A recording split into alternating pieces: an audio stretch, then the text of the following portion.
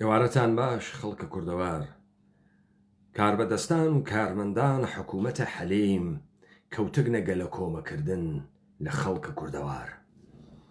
هەروەکو چۆن ئەوانە لیژنەی گشتیان هەست، لیژنەی ئەمنیەتی گشتیان هەست، هەروەکو چۆن ئەوان کۆ ئەبنەوە وەکو حیزب و ڕێکخراوە و حیزبی دەسەڵات و حیزبی ئۆپۆزیسیۆن و پارلەمانتار و کۆنە ناڕازی و ڕۆژنامەوان پیلان ئەڕژێنن چۆن ڕوو بەڕووی تووڕەئی ڕاپەڕیوانی کوردەوار ببنەوە و هەر کامیان و لە ڕۆڵێک و لە نەقشێکە ئێنە ژوورەوە، هەروە دەبێت خەڵکی کوردەواریش و ئێمەیش ئاگادار بین و پلانەکان ئەوان بخوێنینەوە و بزانین ئەوان هەنگاو بە هەنگاو چۆن ڕووبەڕووی ئێمە ئەبنەوە. بۆ خاتری ئەوەی لەمە تێبگەین، من ئیمشەو دەنگەکانی پارلەمانتاران و دەنگی کەسانێک کە بەخۆیان ئێژن دەنگە ناڕزایان و لە هەمان کاتیشدا بەیان نامەی عەلی باپیرە ئەمیرە کۆمەڵ ئەخوێنینەوە، تەحلیلی ئەکەین و ئێژین کە حکوومەتە هەرێم و باڵەکانی بەرامبەر بە خەڵک ڕاپەڕی و کوردەوار چۆن خەریکن هەڵس و کەوتەکەن و گەرەکیانە لە کامە قۆناغا لەکوێ بەرهەڵستی ئێمە ببنەوە و چۆن گەرەکیانە ئەم تووڕەیەی ئومەتی کوردی بەرەو ئینحراف بوون. گشتتان ئەم گۆرانیتانە بیستگە کە ئێژێت ئەمڕۆ لە ڕۆڕۆی دڵەکەی ناشادم دۆسە دوور وڵات کەوت کەسە یادم، یعنی دائیمەن هەست ئەکەوێتە بەرە عەقڵ، یعنی چۆن؟ یعنی تۆ ئیحساست دەروونت یەکەم جار ئەکەوێتە ڕێ و پاشان عەقڵە خەبەردارەکاتەوە. ئێوە بیستگتانە لە دایکتان لە کەسوکارە خۆتان ئێژێ دڵم خەبەریدا، ئەوەی کە ئازارێکی هەست، ئەوەی کە دەردێکی هەست، یەکەم جار هەست بە دەردەکات، پاشان بیری لێکاتەوە کە چی بکا بە ئەم دەردە، چۆن لەگەڵ ئەم دەردە ڕووبەڕوو بێتەوە. خەڵکی کوردەواری ئێمە کڵۆڵ کریاگن، بەسە زوان کریاگن، زوانیان لێ سندگن، خەڵکی ئێمە لاڵ بووگن، تر کریاگن. خەڵکی ئێمە وەنە منداڵێکی ساوا و لەشی ئەیێشێ و سکی ئەیێشێ و گوێی ئەیێشێ، ئەزری کێنێ و هاوارەکە، بەڵام ناتوانێ بێژێ سکم ئەیێشێت. بۆیە تۆ شیری پێدەی ئارام نابێتەوە، بۆیە تۆ ئەی جوڵێنیت و هەڵی ئەخەی ئارام نابێتەوە، هەتا ئەوەی کە تۆ شەربەتێکی پێ نەدەی، دەوایەکی پێ نەدەی تا ئەو سکە ئێشە و گوێ ئێشێ ساکن بوێ. لە گشت جێگەیەکیم دنیا واسە خەڵک بە پێچەوانەی ئەوەی کە لە ڕێگای میدیا و دام و دەستگا و تەلەڤیزیۆن و شەقام و خیابان و لە ڕێگای ڕووناکبیر و ڕۆژنامەوان و ئەوانە محاولە ئەکەن دەردەکەی لێون بکەن، بەڵام ئەم دەردە هەستی پێەکا و هەموو گیانی پڕەوێ لە ئازار. وەختی گیانی پڕەوێ لە ئازار ڕەتفعلی ئەوێت، تۆ ئەبینیت لە پڕێکە ئەتەقێتەوە، لە پڕێکە ئەگەر بناڵێک هاوار ئەکا، ئینسانەکانی سەرزەمینێک لە پڕێکە تووڕەیەکانیان یەک ئەگرێ و شەقام ئەتەنەوە و بەرەو دام و دەستگا و هەر چیە کە هیما و سیمای حکوومەت و دەسەڵات بێت پەلاماری ئەدەن. ئەمە هەستەکە زوا وەکو دڵەکە کە خەبەریدا دۆسە دوور وڵات کەوت کەسە بیری، هەستەکە پاڵی بە تۆ ناو تۆ حرەکەتە کرد، کردەوەی لێبوو. ئێستا دەبێ فکر بکەیتەوە ئەو کردەوە کە کردە بۆ کریا، لەسەر چی کریا، تا ئەگرا هێزە خەڵک دروست ئەڕوا، خەڵک هەستەکانی پاڵی پێوە ئەنێت، ئێش و ئازارەکان وا مەجال ژیانی لێتەنیگەسۆ پاڵی پێوە ئەنێت، دەردەکان و حقارەتەکان وا پەنگی خوارگەسۆ لە ناو دەرونیا پاڵی پێوە ئەنێت. بەڵام وەختێ کە قەرارە بێت و ئەقڵەن بێژێت بۆ وای کرد هۆی چی بوو وابوو ئەو جار چون خەڵک ئۆرگانیزەیشنی نییە ڕێکخراوەی نییە کۆمیتەی ئینقلابی نییە ناتوانێ گزارش بدات کە چی کردگە و بۆ کردگێسی حاکمیەت دەسەڵات حکوومەت بیر لەوە ئەکاتەوە خۆی ببێ بە زمان حاڵە مردم لە ڕواڵەتە جۆرا و جۆرە لە ڕواڵەتە خێرخوازە لە ڕواڵەتە مامۆستایانە لە ڕواڵەتە ڕیشچەرمگەکانە لە ڕواڵەتە ئەندام پارلەمانە نوێنەرە مردمە کەچی کە بێت لەسەر ئەم کردەوەی مردمە ئەقڵێ قسەیە سوارکە یعنی بڕشێتەوە ناو دەمە مردم بێژێ تۆ ئەو کارەت بۆ کرد تۆ بۆ ڕژایتە سەر شەقام تۆ بۆ دام و دەستگا و مؤسساتی حکوومەتە سووتاند سەبەبەکەی ئەوە بوو کە تۆ خۆ پیشاندەری سەبەبەکەی ئەوە بوو کە تۆ ناڕازیت سەبەبەکەی ئەوەیە کە تۆ موچە ناگریت سەبەبەکەی ئەوەیە کە تۆ ئەمە دوو مانگە برسی کراوی ئەمە پێی ئێژن چی؟ ئەمە پێی ئێژن تۆ خەریکی تفەکەیتە ناوت دەمە یەکێک تۆ خەریکی ئەڕشەیتەوە ناوت دەمە یەکێک بەر لەوەی ئەو بیر بکاتەوە کە ئەو ئیشەی بۆ کرد ئەو کارەی بۆ کرد تۆ قسەت فێری کردووە لە واقعا ئەمانە باوەڕیان بەوە نییە کە ئێمە ئومەتە کوردین و ئێمەی ئومەتە کوردی خۆمان نتوانی قسەی خۆمان بکەین ئێمە بە درێژایی ئەم مێژووە جەهانە کوردی بووکەین پێویستمان بە دام و دەستگا و پێویستمان بە ئیدارات و مؤسساتی قەتیسماگی ئینسان کۆئیلەکەری نظامی جودۆ کریستیانەتی نییە بۆیە تۆ ئەمڕۆ ئەوێنی ڕاپەڕینە کوردەوارە سەربەخۆ دەنگی خۆی ئەگەیەنێت و بەشی خۆی لەم ڕاپەڕینە نسبەت بە هاوسەنگەرە خۆی یارە خۆی ئەدات و ئێمە باسی یەکەین بۆ وای لێ هاتکە بزانن فرەیەک لەم خەڵکە هەست بە ئازارەکە لە لەشی ئەڕواتە لای دکتۆر تۆ مێژە سەرەتانی هەست بەڵام نازانێت چی بێژێت نازانێت بە دکتۆرەکە بێژێ ئێشەکە چۆنە گەلە کێبی شوپێنێ ئەژە دکتۆرگیان پێم وایە شۆفڵی ڕۆشتووەتە ناو جەرگم دکتۆرگیان پێم وایە پاسکی لێ بە ناو مێشکماتێت و ئەڕوا ئەی شوپێنێ خۆ نازانێ سەرەتانی گرتگە ڕوویگە بۆ لای دکتۆرەکە پێی بێژێ کە تۆ چیتە بەڵام خەڵک فرەی ناتوانێ گزارش بکە حتا لە ئێشەکەی خۆی ناتوانێ بێجێ چۆن ئەم ئێشە لێ ئەدا چ شەکلیە ئەم ئێشە بۆ ئەو ئەڕواتە لای دکتۆر لەبەر خاتری ئەوەی دکتۆر پێی بێژێت ئەمەی کە تۆ ئێژیتی بە پاسکی لێ یەکێ بە ناو مێشکتاتێت و ئەڕوا تۆ تۆمۆری مەغزیت هەست تۆ غودەت هەست لە ناو مێشکتە بۆی ئەڕواتە لای دکتۆر یاران ئەم سەرزەمینەوانە ناوە شەقام و ڕاپەڕیکن بۆیە دەبێ بەشێکی تر لە کۆمەڵگا بە خەڵک بێژێ ئازارەکانمان چییە وەکۆ ئەو دکتۆرەی کە دانیشتگە و نەخۆشەکە تێت و ئێژێ ئازای گیانەمە ئیشێ ئەم ئێشێ پێی بێژێت وەلێ حاکمیەت چی ئەکا وەلێ حکوومەتە هەرێم چی ئەکا وەلێ ئەحزاب چی ئەکەن ئەحزاب وە پێش خەڵکەکەون وە یەکێکیان تێڵایە ئەگرێ بەدەسیۆ بە ناوە هێزە پێشمەرگە و زرێڤانی و ئاسایش و ڕاتڵە عسکەری و چوزانم هێزە سەرکوت و دەموچاو داخریاگ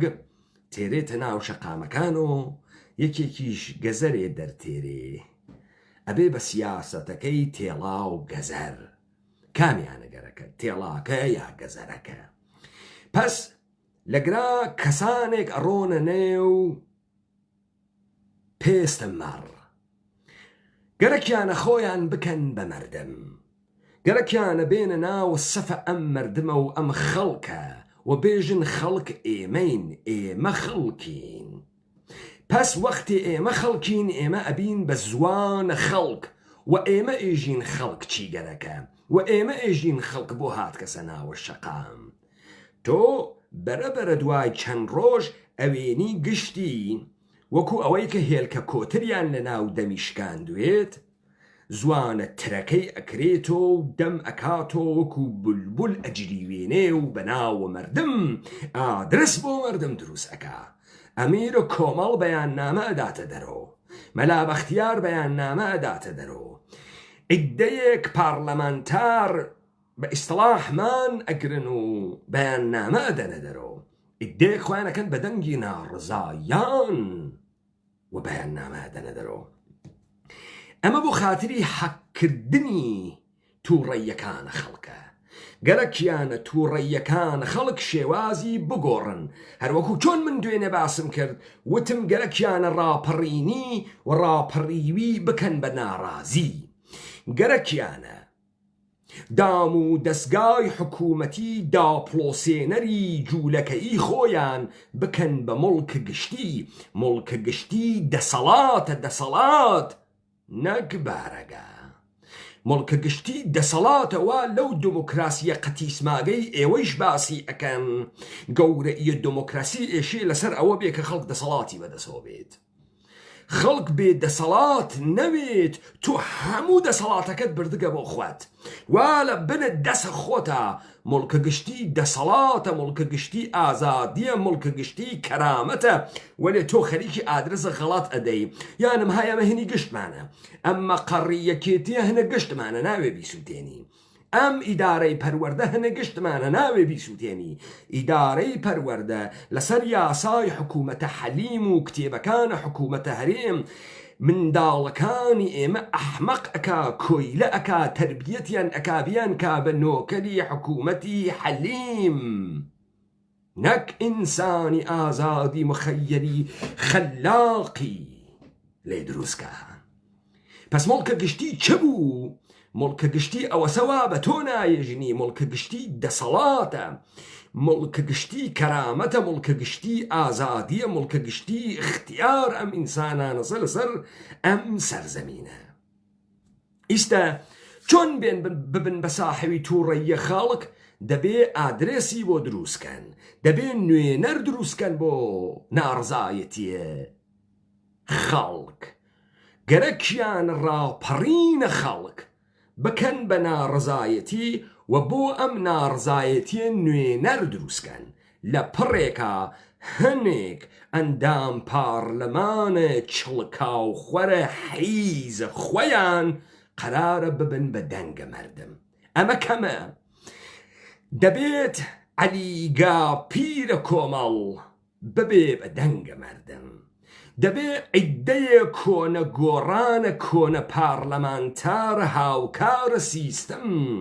لە داپڵۆساندنە ئینسانە کوردی و سەرزەمینە کوردەوارە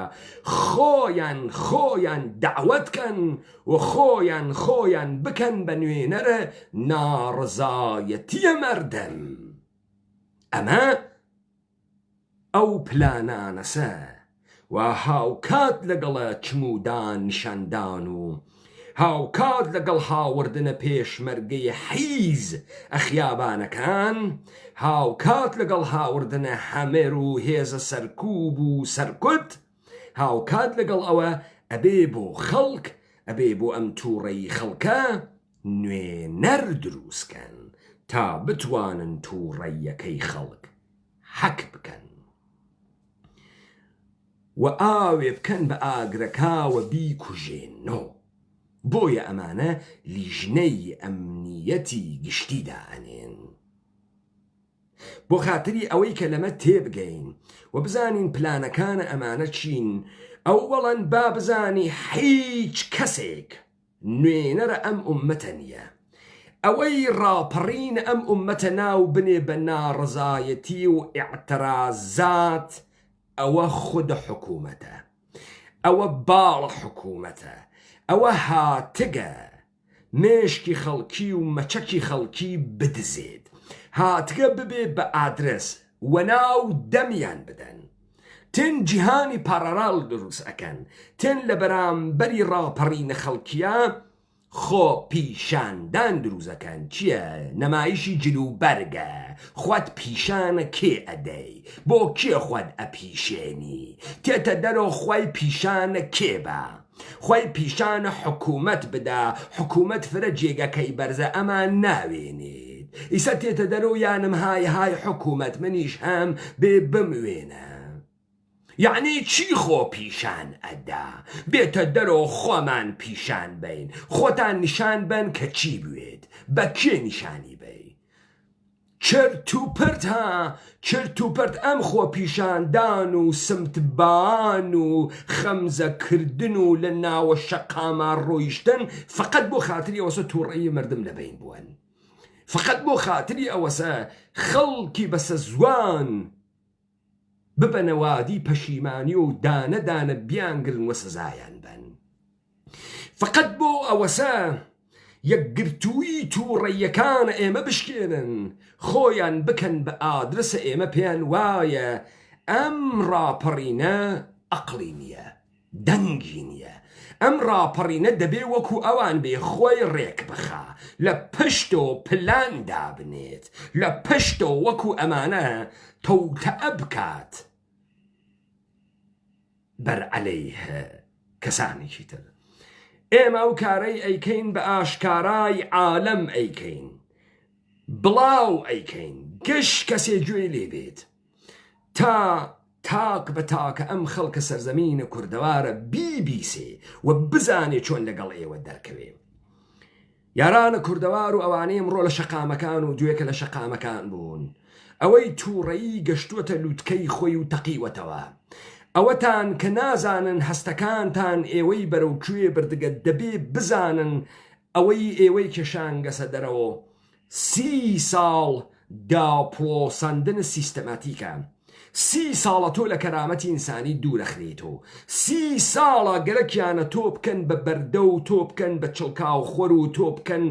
بە کەسایەتی هاڕیاگە ناوە کۆمەلگا و بەسەر تۆ پۆز لێ ئەدەن و خۆیان کوڕە مەسئول و خۆیان ئاغان و خۆیان گەورەن و کەچی هیچ کۆیەکیش بۆ تۆ نەهاتۆ تورکیە هات تێمانی هەڵدا، سەربازی تورکی هاتە ژوورەوە بۆمان، سپای پاسدارانی ئێرانی هاتە ژوورەوە بۆمان، هەشتە شەعبی هاتە ژوورەوە بۆمان. یەکێتی خۆی سپای پاسدارانە، پەکەکە خۆی سپای پاسدارانە، کۆمەڵە و دموکرات خۆیان سپای پاسدارانن. تەمامی ئەمانە نۆکەران و بەکرێگیراوانە، داگیرکەران جوولەکەی ئەم سەرزەمینە کوردەوارە. نە تۆ وەکو ئینسانە کوردی یەک دانە شەوکەتە نەما،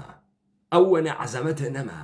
حەچێکە نەبوو کە خۆبایی بوونێکی تیا بووینە تۆ تورکەمێنی سەرەداخەی، بووگی بە حیزە دنیا عەرەبە بەسراوی ئەبینی سەرەداخەی، فارسە ئێرانی ئەوێنی سەرەداخەی، هەر کەسێ لەم دنیا ئەوێنی سەرەداخەی کەچی ئەم بێشەرەفە بنە جوولەکانە بە تۆ ئێژن تۆ ئازادی. من ئازادم لە چی؟ ئازاد بووگم بۆچی؟ نادروسە بنە جوولەکە چۆن ئازادم من؟ دەی من نە کەرامەتم هەست، دەی من نە هەست بە شوکۆ و عەزەمەت و غرور ئەکەم. تۆ هەموو شتێکە کرد بە پارە،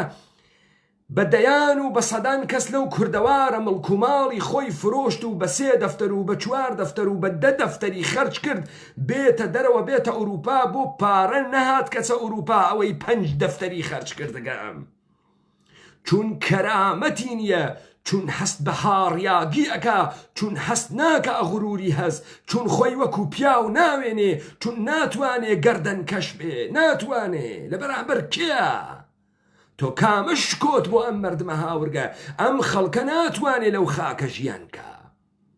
تۆ هاتکی بێژی ئەم خەڵکە برسیانە، موچە دەستیانی نەگرتگە. ئەم خەڵکە هەر دەقیقە ئەنوارێ بە سەخافەتی توە، بە درۆزنی و بە حیزیەتی توە، بە نادروسی و بێ ئەخلاقی توە، بە فەساد و بە گەندەڵی توە، بە بچووکبوونەوەی دنیای ئەم، بە هاڕیانە ئەم، بە بچووکبوونەوەی کەرامەتی مەردایەتی، بەوەی کە مەجالی نییە لەم دنیا مەچەکە خۆی دەربخات و نیشانی بدا کێس. و تۆ ئەم خفەتت هاورگە بەسەریا، تۆ ئیستەیشە ئێژی ڕامەپەڕن بەغا تێ تۆ کۆرە حیز تۆ خوات کارمەندە بەغای هاتکی ئێمە بخەسێنین. هیچ هێزێک لەم دنیا نەی ئەتوانی وا ئێمە خار و خەفیف و هاڕیاگ و بێکەرامەت بکا کە تۆ کرد بنە جوولەکەی بارزانی و تاڵەبانی و کۆمەڵ و یەکگرت و هەرچی حیزە حیزبی ئەو سەرزەمینەسە ئەو کارەیەوە کردان هیچ کەس بە ئێمەی نەکرد ئەو خفەت و شکستەی ئێوە بە ئێمەتاندا هیچ کەس بە ئێمەی نەکرد چی نەما ئێمە نەیکەین ئاوارە بووین غوربەتمان کێشا لە غوربەتا مردین لە بەحر و دەریاکانە ئاوارە بووین و مردین هیچ لەبەرەوەی ئەوەنە شەوکەتمان نەبوو ئەوەنە غرورمان نەبوو ئەوەنە عەزەمەتمان لە سەرزەمینە خۆمانە نەبوو کاورا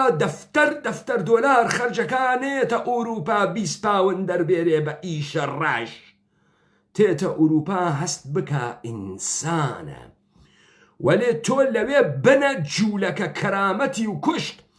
تۆ لەوێ گەمارۆی و داگە گەرەکتە بیکەیتە ماستاوچی گەرەکتە بیکەیتە سەخیف گەرەکتە بیکەیتە پێشمەرگەی مشەخوەر گەرەکتە بیکەیتە گەوات گەرەکتە بیکەیتە حیز تەحمل ناکە ناتوانێت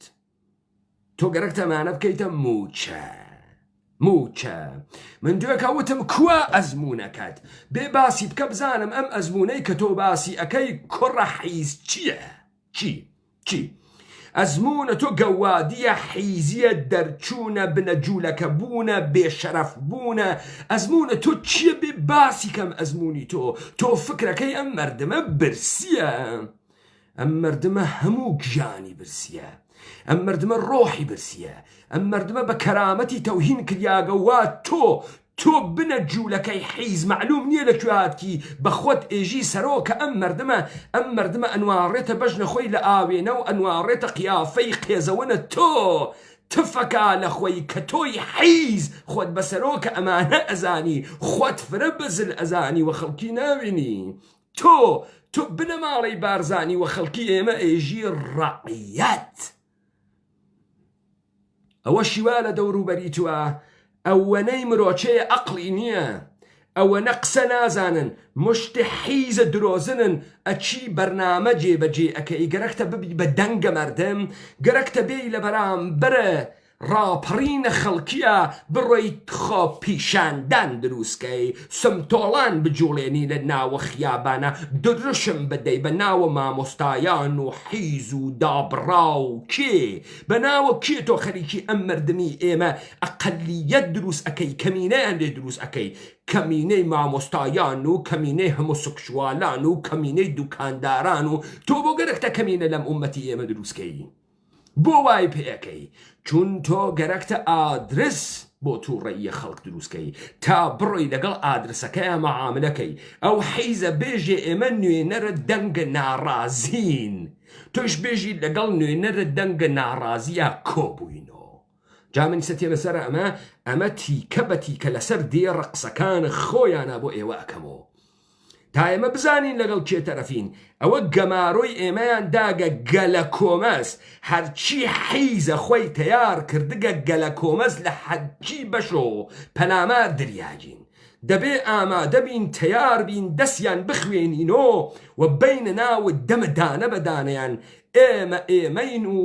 ئێمە یار و کوردەوارین و خەڵکە ئەم سەرزەمینینە و ئەوان مشتێ بنە جوولەکەی بەکارگیریاگن جوولەکەی ئانووسین جوولەکەی دۆنمین وا هاتگن بە ناوە کورد و لە ژێرە ناوە کورد و هەموو کەرامەت و هەموو مێژ و هەموو ئەگزیستە ئێمە و هەموو هەستە ئێمە و هەموو بوونە ئێمە نابودکەن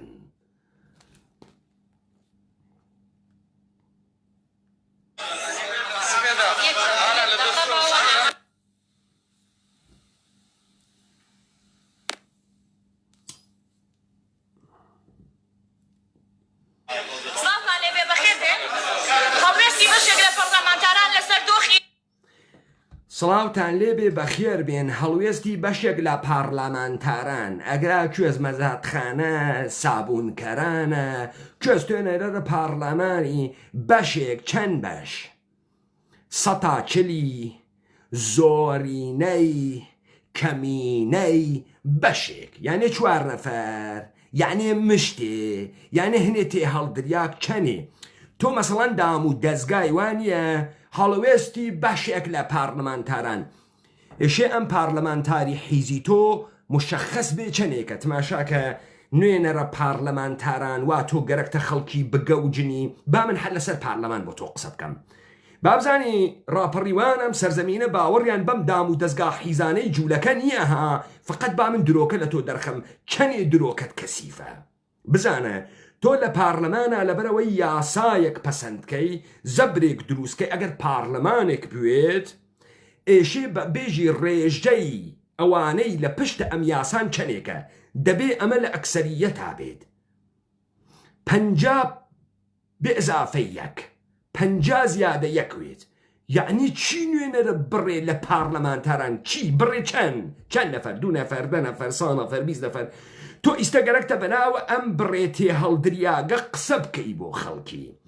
تۆ گەرەکتە ئاو بکەیتە سەرە ئاگرە خەڵکی دە خەڵکی چۆن بزانێ ئەم توڕەهاتەی تۆ ئێژیتی تۆ هێزیت هەز قودرەتیت هەز جێبەجێ بکەی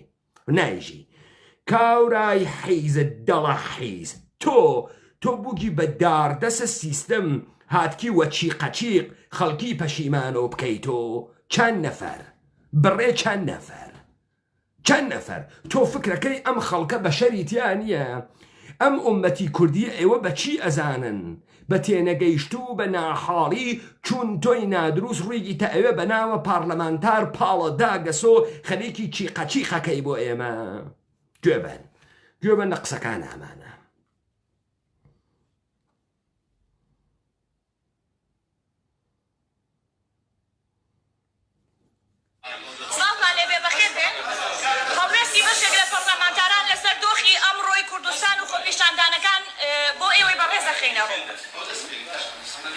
خۆپیشاندان یعنی چی؟ دەڵە کۆن خۆپیشاندان یعنی چی؟ یعنی خەڵک تێتە دەرەوە وەکو نەمایشی جلوبەرگ سمتی نیشانەدا و ناوشانی نیشان ئەدا و دەورێک ئەدا تۆ تێت و ئەڕوا و تا تۆ حەزی پێ بکەی خۆپیشاندان وشەی کوێست لەکوێ هاوردکتە لەکوێ تۆ تەرجمەت لەکوێ کردگەسەوە ئەمە خۆتان هەڵتان وەستگە لە لاتین هاوردکتە لە عەرەبی هاوردکتە خۆپیشان ئەدەن خۆ پیشانە چی ئەدەن پیشانە کێ ئەدەن حکوومەت یعنم های ئێمە ناڕازین چون موچەمان نەگرتگە حکوومەت نازانێ ئەم مردمە موچەی نەگرتگە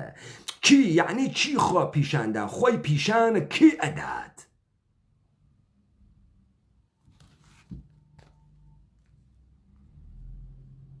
خب تۆ ئەوێنی ئەمە هەمان ئەدەبیات حکوومەتە ئەدەبیاتەکەی مەسرورە ئەدەبیاتەکەی مەسعودە حیز جوولەکەس ئەدەبیاتەکەی بنەماڵەی حیز تاڵەبانیە ئەمە هەمان ئەدەبیاتە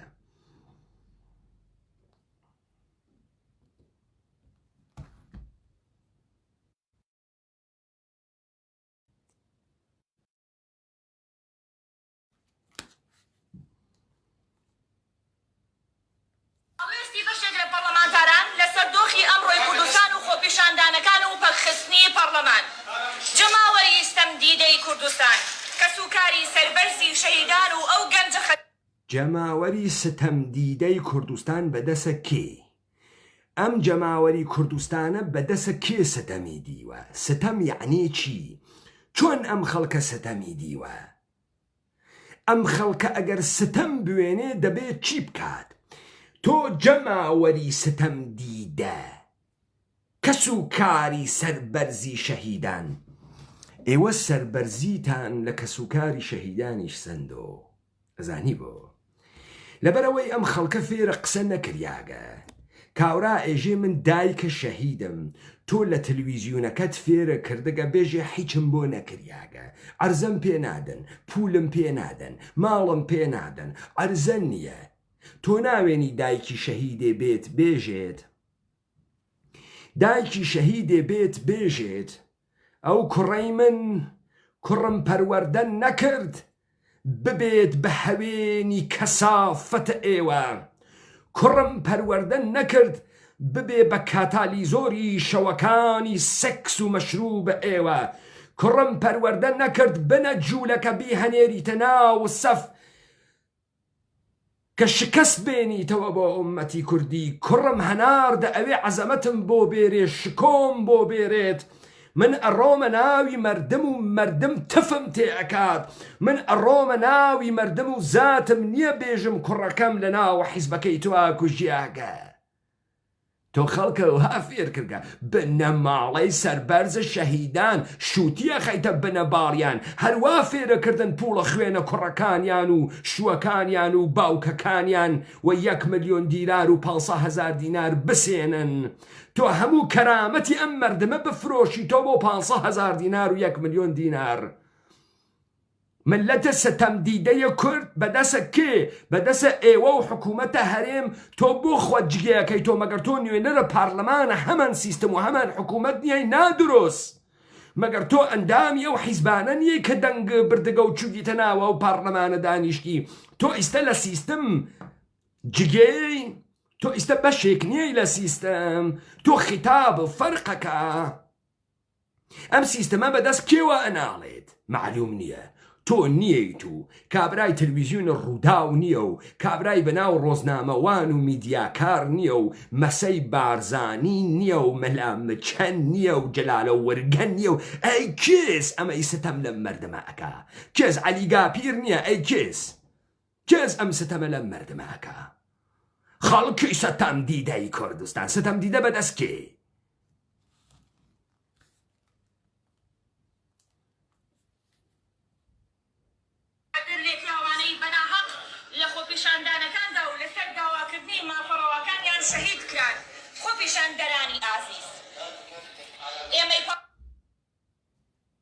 سەیری ئەو تووڕەهاتە بکە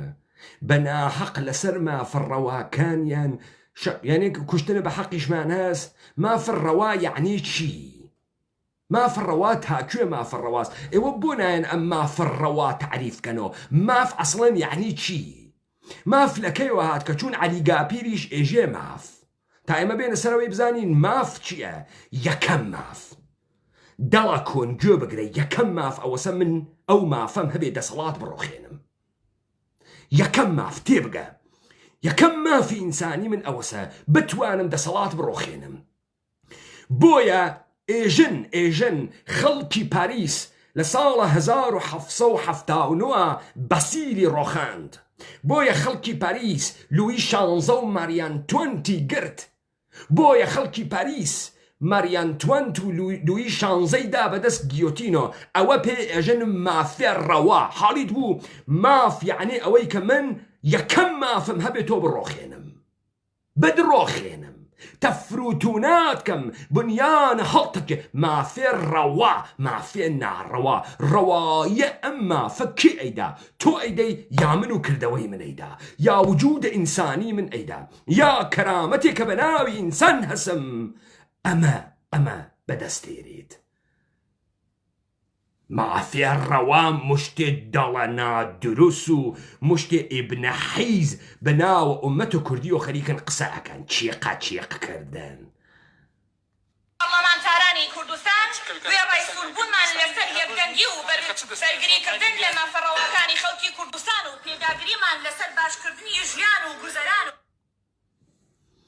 بابا یەکێ بێت بێژە ئەم مافڕەوای ئێمە چه شکلیە مافڕەوای ئێمە ئەوە سەواینە ناوە خیابانە هەموو دام و دەستگاکانتان لە بین ئەوەین هەمووتان حیزە خائنێ نادروسە داپڵۆسێنەرن دە ئەوە مافڕەواکەی ئێمە ئیتر هاتیە حەپەحەپی چێتێ بۆچی گەرەکتە بە ناوە مردم کۆمەڵانە خۆ پیشاندەر بۆ ئێمە قساکەی تۆ کێ بۆ ئێمە قساکەی کێ تۆ بۆ ئێمە قساکەی تۆ کێ پاڵی پێتۆنیاگە بێی لەگرا خۆت دەربخەی خۆت پیشان بدەی ئەوەنە خۆتە پیشان داگە پیشیاگی خوام پیشان بدەم هەروەها چارەسەرکردنی قەیرانی موچەی موچەخۆرانی هەرێمی کوردستان بەم ڕاگەیەنراوە فەرمیە هەڵوێستی خۆمان بۆ ڕایگشتی کوردستان ڕادەگەێنین یەکەم سەرەڕای ئەوەی دەسەڵاتدارانی هەرێم ڕای گشتی خۆتان بەم ڕێکراوە ڕادەگەێنن ئێوەی پارلەمانتاران تۆ جارێ نەدوت چەند کەسن نەتوت کێن نەتوت چین تێن ڕای خۆتان دەرئەبڕن چاوتان دەرەهات ڕاتان دەرەهات ئێوە بەجێ ئەوەی کە ئێستا لە ناوە خیابانە وایانە دەستان پڕوایە لە بەرد و ئەوەڵ نەفەر خۆتان گڕتاندانایە بەو پارلەمانە تۆ ئەگەر حیز و درۆزن نەویت لەو پارلەمانەوە تۆ حیچێنییت وا تۆ دڵە مەعاشەکەت نییە نایێت وا تۆ حیچکارەیت و پارتی و یەکێتی حیتەرانی بەسەرۆ ئەکەن و تۆ حیچی من گیرەم تۆ کوڕە خاسەی گیرەم تۆ ڕوویتەوێ پێت وایە بە یاسادانان ئەتوانی ئەم حکوومەتە فاسدە بێشەرەفە وا بە یاسا ئێمەی نابوت کردگە دروستیکەی دەی تۆ چۆن ئیستەنەهاتی شقاتەیە بێنی گڕی تێبەربەی بێژی حیچێکمان لەدەست نایی مان ئەگریمان لە بەرامبەرە کێ ئەگری مەسەی بارزانی مەسرور قوبەی تاڵەبانی لە بەرامبەرە کێ مانە گرتەگە تەئاترە نەمایشە مشتێ ورچ و سەرزل و قنزل گەرەکتانە بەناوە مەردم و قسەکەن گەرەکتانە تووڕەیی مەردم حەکەن بیکەنە هەنە خۆتان ئێمە مشتێ هەندێ پارلەمانتار لەکوێی دنیا تۆ دیکتەدانەیەک بەناوە دام و دەستگای حکوومەتی و ئەویش یەکێ لە باڵە قورسەکانە حکوومەت قسە بکە ئامار نەدانێژێ چەند نەفەر هەندێ مشتێ من و بڕوو بەچەها من و 4 نەفەر ناژێ چەند کەسن ئێستا خەریکە بەناوە ئەو نایژێ چەند کەسانە خەتاب ئەدا و حکم ئەدا و خاڵ بەحسەکە و تێبینی بەحسەکە کەسیش نایژێ بێژێت تۆ چۆن ئەم قسانی خۆت ئەتوانی جێبەجێکەی هێزە چەندێکە مەچەکە چەندێکە چۆن ئەتوانی جێبەجێکەی فقط بۆ خەڵەتاندنە خۆ گوێ بگرن لە چارەسەرکردنی ئەو قەیرانە دروستکراوانەی خۆیان بوونەتە ئەندازیاری دروستکردنی و هەرێمی کوردستانیان نغرۆی کارەساتێکی ئەم فکر ئەکا وەختی خۆی بێت پێژێ ئێمە دزین ئیتر قوبحی دزی نامێنێ دانەیە پارلەمانتارە حیز خۆی ئێژێ ئەمانە و خۆیان قەیرانیان دروست کردگە و قەیرانەکە بێموچەیە و گەندەڵیە و چاکسازی گەرەکە و موچەمانگەرەکە قەیرانەکە وەسە یەک تاکلە و گەنجانەیە و سەرزەمینە ناتوانێت لە قەباری مردێکا خۆی بوێنێتەوە تۆ مەجال نادەی تۆ خمە حیزبی تۆ چیقە کرد نەسەوادە هەز نە ئەقڵە هەزبووگی بە نوێرە پارلەمان و فش ئەەکەی تۆ خۆت بەسەر ئەو مردمە بەڵام ئەو مردمە تۆ ئەیانکەی بە عەرەبانە چی تۆ ئەیانکەی بە مشەخوەر تۆ ئەیانکەی بە شکست خواردوو تۆ ئەیانکەی بە هیچ و پوچ تۆ ئەیانکەی بە خوێڕی تۆ ئەیانکەی بە سەرسەری تۆ پاڵیان پێوەنێ و سەرزەمینە پاڵ پێوە بنێن و دەرچن لەو سەرزەمینە تۆ هاتکیتە ئەگرا قەیرانەکانە 1 و 2 و 3 و 4 تۆ گەرەکتە بێژی بڕێ لە حەقیقەت و واقعیەت ئێژی تا لێو دو سار سوارە من لە مەردەم بوویت ئەو قەیرانانە بەشێکیان تۆ چیەکەی لەو حکوومەتە تۆ چیەکەی لەو پارلەمانە تۆ مەگەر نازانی ساختارە حکوومەت و پارلەمان و یاسای دەستکرد بۆ ئەوەسە کە دەسەڵات لە ئینسان بسێنێت تۆ چیەکەی لەوێ تۆ بۆ بەشدار بووگی لەوێ تۆ سەهمەندێتە لە تۆوە سەهم تۆ تا پێشمەرگەیەکی سادەی حمایەی ئەو مەسئولانەوە و حیزبانە نەقش و ڕۆڵتان هەز لە نابوودی ئەم سەرزەمینە تۆ گەرەکتە خوات جگێکەی تۆ یانم های تۆ لە مەردەمی تۆ لە ئێمەی تۆ هەر ئەزانی تەکە مەردما قسە بکەی ئێژی ئینشا ئەخوێنێتەوە مەکتەبە بە ناوی خوای گەورە و میهرەبان حەزە لە چ میوەیەکە وەڵام من حەزم لە پرتەقاڵە لەبەرەوەی تامی مزر و ترش و شیرینە پرتەقاڵ زۆر شتێکی چاکە بۆ ئەنفڵەنزا باشە تۆ ئەوا ڕوبەڕوو ئەوی تۆ تەکە ئومەت خۆتە تۆ کی ئەم خەڵکە بە چی تێگەیشتگی بە چی تێگەیشتگی گەورەی دارایی و ئابووری کردووە کەچی هێشتا بەردەوامن لە بەرزیکردنی خەڵکو و ناشەفافەتی داهاتەکانی نەوت و شاردنەوەی گرێبەستە قەیرانی ئابووری ئەزانی قەیرانە ئابووری لەکوێتێ قەیرانە ئابووری لەوێتێت وا شرایطە کار و اقتصاد شرایطێکی عادڵانە نییە دەستگیریاگە بەسەر هەرچی چمکەکانە بەشە ئابوووریە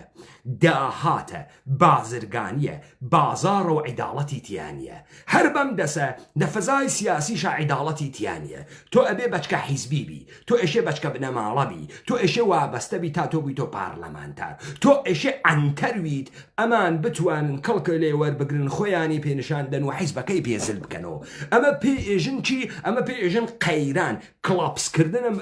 وڵاتێک تۆ هیچ مەجالێکی عاقڵانە و عادڵانەت نەهێشت کەسەوە یەکدانە تاکە کوردی لە بیرت تێ کوڕە جگەرە فرۆشەکەی ناو شەقامەکانە سلێمانی و مەستەری هەبوو لە علومە سیاسیە جگەرەی ئەفرۆش لەسەر شەقامە وەلێ تۆ دەڵە کۆن بووگی بە نوێنەرم مەردەم لە پارلەمانە حکوومەتە هەرێمە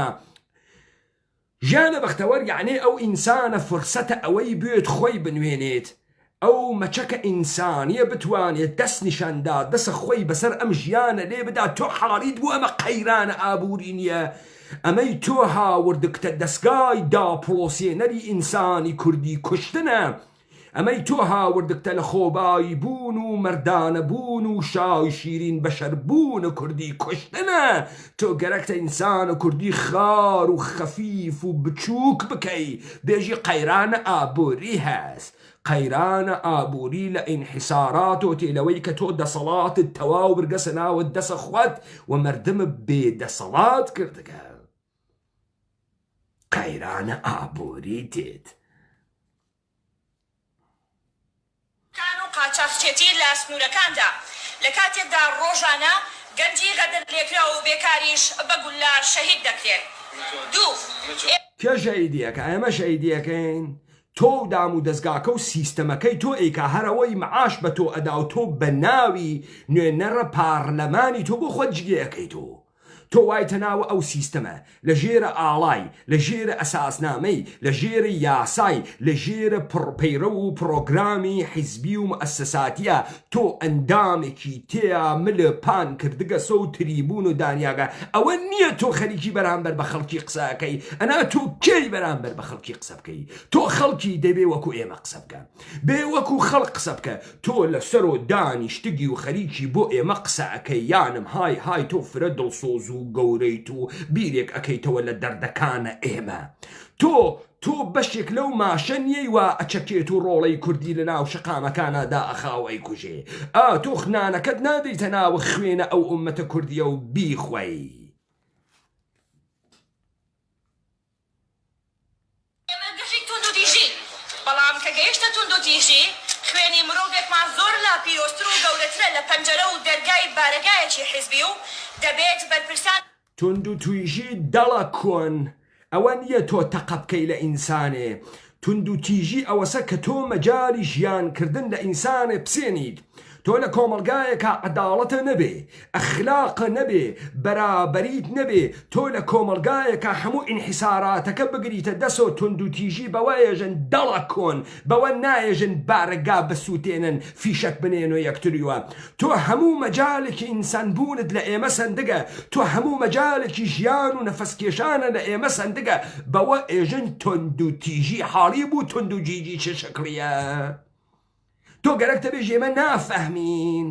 تونند و تیژی ئەوەسە دەڵە کۆن تۆ ئەوەنەی هیچێ سەوادە نییە و بووگی بە نوێنەرە پارلەمانە حەلیم بە ناوە ئێمە و ئومەتە کوردی خەریکی قساکەی چون ڕانتە خۆیت و چاو ئەبرە و زەریفە و دەسە مەسئولێ پێت ئەگات و خۆتت حیس کردگە و وایتە ئاستە ئەوانە و مەسینە هەڵگریت و چڵکا و خۆریت و خار و خەفیف و دەستەمۆی تۆ ئەگەر دایک و باوکە بوایە غرور و بوایە لەم کەسافەتە بەشدار ناویت تونند و تیژی ئێمە بەرعەلەیهە تونند و تیژین تۆ ئەسان ئەزانی تونند و تیژی یعنی چی کاورای کاول کاورای بێسەوادە نەفەهمە ئەحمەق ئەزانی تونند و تیژی یعنی چی تونند و تیژی بەقەدەر چاکە کەواکەی تۆ دەڵە کۆن معنای هەست تاریفی هەست بیکەی تۆ تا بزانی تند و تیژی کامە قۆناغ ئەگرێ تۆ لە هەر کوێکە ئیرادەی خۆتە بەسەر من سەپاند تند و تیژی کردگە تۆ لە هەر کوێکە دەمە منت داخست تند و تیژیت کردگە تۆ لە هەر کوێکە کە مەجالی فرسەتی بەرابەر لە من سند تند و تیژیت کردگە تۆ لە هەر جەیەکە قەبارەی منە بچوو کردە و شتێکە بەسەر منە سەپاند تند و تیژی کردگە تۆ بە یاسات تند و تیژی ئەەکەی تۆ بە ناوی حکوومەتی حەلیمە تند و تیژی ئەەکەی تۆ بە کردکردنی سەرزەمینی کوردەوارە تند و تیژی ئەەکەی تۆ بە ناوی ئەوەی کە خۆت بە نوێنەرە ئومەتە کوردی ئەزانی تند و تیژی ئەەکەی تند و تیژی ئەمەزە دەڵە کۆن حاڵیت بوو ئێوە مشتێ حیزن واوە حیزایەتی بەنە جوولەکە دروست کریاگن فکرەکەن نەم سەرزەمینە ئێمە پیایتیانە ئەقلی بێ جوابی ئێوە بداتۆ چون هەرچی تریبوونەوە لە بەردەسە خۆتانە تۆ ڕکۆمەڵایەتیەکان و پەیجەکان وا لە بەردەستانە تەلەڤزیۆن و 150 ئیزاعی جۆرا و جۆر وا لە بەردەستانە چیقە چیقە تۆی دەڵە کۆن بڵاو ئەکاتۆ بە ناوە ئەندام پارلەمان ئێمە لەگەڵ تند و تیژیانین وەلێ ئەگەریش هەبێت لەگەڵ خوێنە خەڵکیان ئەمە پۆپۆلیزمە ئەمە درۆکردنە ئەمە ساختە چێتیە ئەمە کڵاوە سەرە خەڵکینیانە نادرۆست تۆ ئەو نانەی ئەی خۆی ئەو معاشەی ئەی خۆی ئەی چەقێنی بەناوە خوێنە ئومەتە کوردیا و ئەی خۆی ئێوە پیاگێکتانتیانە و ژنێکتانتیانە و ئینسانێکتانتیانە و هەڵگەڕێتۆ بێژێ ئەم جێگە لیاقەتە منی نییە لیاقەتە ئومەتە کوردی نییە من ئەم کارە ناکەم من ئەم دەسە ئەم خوێنە ناخۆم داڵا کۆنچووکی لەوێ دانیشتی تا دیوەکە کەس نەتی ئەناسی ئەمڕۆ بگوی تۆ ئەندام پارلەمان مەعاشە گەورە ئەگری هۆڤیەت و پرستیژ ئیجتماعی پیا کردگە خەڵک حەساو بۆکە وەچی وە دەسە هاورگە وە حیزە حیزەی باوکە وە حیزە حیزەی کەسوکارە وە حیزە حیزەی خۆت نادرۆست تۆ پێت نیاگەسە سەر خوێنە ئەم مردمە و وجودە ئەم مردمە چووکی لەوێ دانیشتگی دەم لە تند و تیژی ئەدەی تۆ ئەسڵەن ئەزانی تند و تیژی یعنی چی حیزبی و حکومی بەرپرسانەتر مامەڵە لەگەڵ ناڕزایەکانی شەقامدا بکەن ئەم خوێن ڕشن و تند و تیژیا کۆتایی پێبهێنرێت و داواش لە هێزە ئەمنیەکان بەرپرسانەتر مامەڵە بکەن ئەوانە کێن بەرپرسانە مامەڵە بکەن بەرپرسانە نسبەت بە پاراستنە قنە خۆیان یا مردم مەگەریسە تۆ باسی مافە نەکرد دەڵە گەوجگوێ بگرە با خاس تێگەێنم یەکەم مافی مردم ئەوە سە دەسەڵات بڕۆخێنێ تۆ لەگرا داوا ئەەکەی لە حکوومەت پیاخاسیێکۆ و توخوامە لە ژنەکەت و قەیناکە و گوناحی هەسوو دەی ئەقلی سووکە و دەی ناقسە و دەی زەعیفە سو لێی تەحملکە و ژن و فڵانە و تێناگە ئەرێ خەریکی وا ئەوان نەسیحەتەکەی وا لێمان نەدەن و تۆزیە بە تەحمل بن لە بەرامبەرمان بۆ ئەوان مەگەر ئەوان کێن ئەوان مشتێ حیز و دزی ئامریکا دروستکریاگی ئیسرائیل دروستکریاگی ئیتلاعاتی ئێران دروستکریاگن کێن بە مەچەکی مەردانەیان وانە ئەوێ بە شەهامەت و بە کەرامەتیان وانە ئەوێ کێن ئسپەرمە مقەدەسەشی عەبدولسەلامی حیزی بارزانن وا داچۆڕیاگە دەسە بریتانیا و ساختەی دەسە مەولانا شێخ خالد جاسووسە گەوادە کۆمپانیە هەندە شەرقی بوو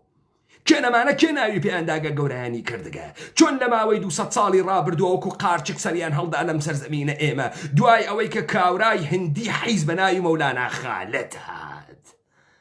ئێوە دروستکریاگە دەسە جوولەکەن گشتتان بنە جوولەکەن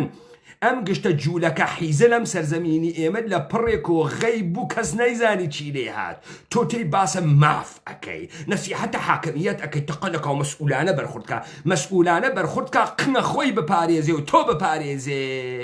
بێڵە بە حاکمیەت بێژە تانکەکان و دەبابەکانی بێرێت گۆم هەرچی قوڵتر وێ مەلای خۆشترە کوڕە خەڵکی ناکوژێ تۆ خوڵە خەڵکی ناکوژی تۆ مەسئولی ئەوانە نیەی وا لە دەریای ئژا خەفە بوون بە ژن و بە مناڵ و خەفە بوون تۆ پاڵە پەیوەنیا مەجاری ژیانە لەو سەرزەمینە بۆیان نەهێشت بە هەزاران هەزار کۆچیان کرد و لە خوشبەتەکان ئەم ئوروپا لە غوربەت و لە دڵتەنگی و لە بێکەسیا مردن لە دووری لە سەرزەمینە مردن لە شوناسی ئینسانیان دوور کەوتن تۆ بەمە نایژی تاوان نادروست بەوەی کە لە خیابانە بە فیشەک لێ دەیەی کوژی تۆ وردە ژەهرەکەی تەناوە دەمە مردمە ئێمە تۆ لە هەوایانە ژەهریان پێ ئەدەی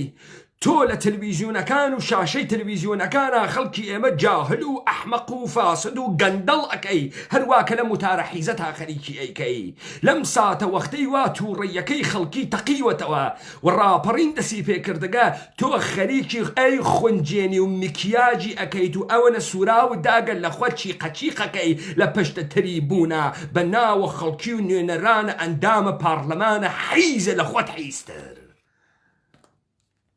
تندو تيجي معك حكومة غلط أكاتك توي بشرفي نادروسي حيزة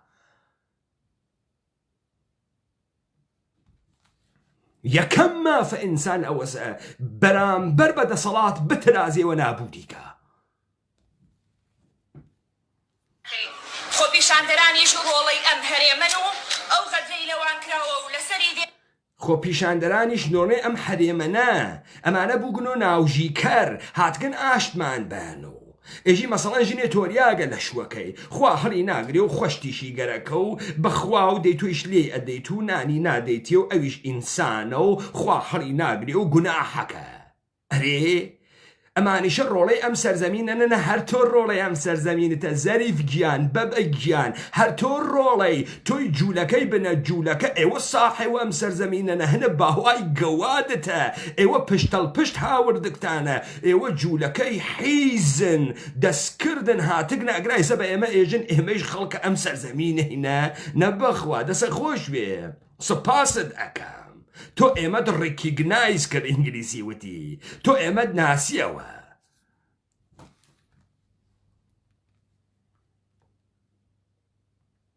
سەرشەقام هەمان غەتر لە ئێوەش کراوە بۆیە لولەی تفەنگەکاندان لە بەرامبەریاندا ڕامەگرن سێ داواکارین لە سەرجەم حیزبەکان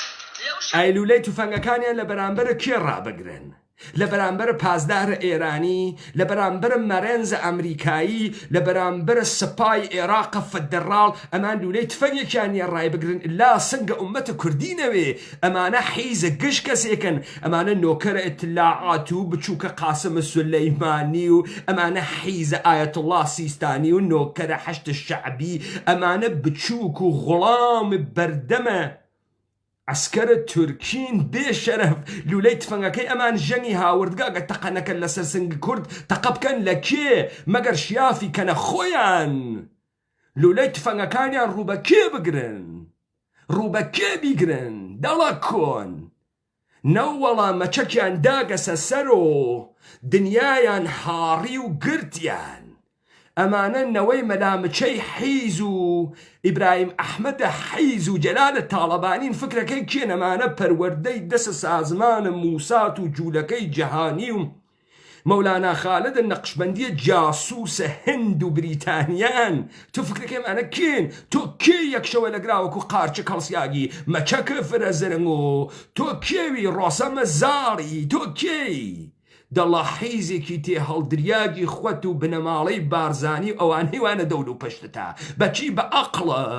بە زانست بە شەهامەت بە کەرامەت کۆرەکاوە لە تێ هەڵدریاک تۆ ئەوەنە لە دنیای ئەمڕۆ حاڵیت نییە تۆ نازانی یەکەم ماف ئینسان ئەمەسە بەرامبەر بەدەسەڵات بترازێت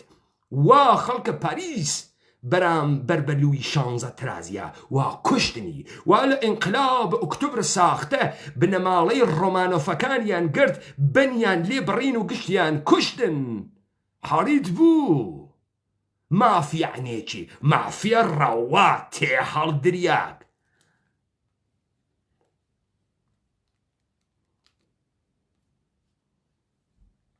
شارۆچکانەدا کە گرژی و ئاڵۆزی تێدایە بارەگەکانیان چۆڵ بکەن و خۆیان بەدوور بگرن لە ڕوبەڕووبوونەوەی خۆپیشاندەران و نەهێڵن ئاگری خۆپیشاندانەکان زیاتر پەرەپسێنێت چوارهەم نێڵن ئاگرە خۆپیشاندانەکان زیاتر پەرە پێ بسێنێ بارەگاکان چۆڵ بکەن خەڵکی دڵی بتۆقێت و نەزانێ پەلامارە کێ با شەکەت بوێ خەڵکی بارەگاکان هیچ ئەڕۆخێنێت خەڵکی خۆی ڕێگە خات و ئەمنیەتی کۆمەلگای خۆی ئەگرێتە دەسۆ دەڵە کۆنێکی وەکو تۆیش بێتەوە ئەوەنە شەقی تێ هەڵەدا شەق نەخواتەوە دانە بەدانەتان ئێشێ محاکمە کرێن بکێشێنە دەرەوە با خەڵکی شەکەت بوون بڕۆنە ماڵەوە دەستیان بە کەس نەگا تۆی تۆ حکوومەت تۆی حکوومەت کاورای تەلەڤیزیۆنەوە دائنیشێ بە خەڵکی ئێژێ ناڕازی بە خەڵکی ئێژێ ئەوە موچەنیە هاتکنە سەر شەقام ئەوانە گشتیان حکوومەتن ئێوە دانە بە دانەتان حکوومەتن و ئومەت و کوردی ئێشێ بتانگرێت و لە سێدارەتاندا نە خەڵک ناڕاتۆ چون نازانێ حاکمیەت کێس خەڵک فکر ناکە فقط بارەگاکان و لەقە یەک دوو سێ و چوزانم پەروەردە و کارەبا و ئەمانە و مرور و ئەمانە حکوومەتە حکوومەت تۆی حکوومەت کەسوکارتە حکوومەت ئەوانەی مشەخوەرە دەوروبەرتن حکوومەت ڕۆژنامەوانێکەوە ڕۆژنامەوان حکوومەتە حکوومەت ئەو کەنیشکە زەریفەسەوانە ناوە تەلەڤیزیۆنەکانە ئێژێ ئیمڕۆخوا پیشاندەران هاتن خۆیان پیشاندا ئەوەسە حکوومەت ئەوەسە حکوومەت غەمزەی تۆست لە پشت تەلەڤیزیۆنە حکوومەت ڕانە چەرمگەکانە تۆست لە پشت تەلەڤیزیۆنە هاتکی مەردم نابووتکەی هاتکی توڕەهات و درۆ بخەیتە ناو زەهنە مەردم حکوومەت ناوخۆی پەرلەمانی کوردستان یاداشتێکا ڕاستەی دەستەی سەرۆکایەتی پەرلەمان دەکەین بۆ ئەوەی با زووترین کات کۆ ببینەوە و حکوومەت بێتە پەرلەمان بۆ زووترین کات کۆ ببنەوە حکوومەت بێتە پارلەمان حکوومەت ئیستا بووە کابینەکەی مەسرور ئەوە حکوومەتە خەڵکی کوردەوار گوێبن تەواو موسساتێک ئەمانە داینیاگەن لە بنکەی مزگەوتەکانیان و تا ئیدارەی ئەو قافیان و تا بنکەی تەلەڤیزیۆنەکانیان تا کتێوخانەکانیان تا ژووری وەرزشیەکانیان جیمەکانیان تا ئەو جێگانەی کە کۆڕ و کۆبوونەوەی تیا ئەکەن تا تەکبەتەکی ئەوانەی بە جۆرێک ئەدەبیاتی دەسەڵات باس ئەکەن ئەمانە حکوومەتن بابزانن فقط مەسرورە بارزانی نییە حکوومەت نۆرمەکانێتی ئەو قسانەسە ئەمریکا خەڵک مافی ڕەوای هەست ئەوە قسەی حاکمیەتە قسەی خەڵکی زانی چیە من ئینسانە باکەرامەتم و من بە تۆیژم ئەها بە تۆیژن خزمەتێ خەڵکی بکەین ئێمە نۆکەری وەکو تۆمان نەگەرەکە خزمەتمان بکەی بڕۆین وە کێ بێژین نۆکەرمان فرز نۆکەرمان نەگەرەک حیز و کەنیزمان نەگەرەک نەمانگەرەکە خزمەتمان بکەن لەو لاوە خزمەتمانەکەن لەم لاوە هوشتارمان پێدەن ئاگاتان لێوێت و تونند و تیژی نەکەن ئەیکەین تونند و تیژی ئەەکەین بیکەندەی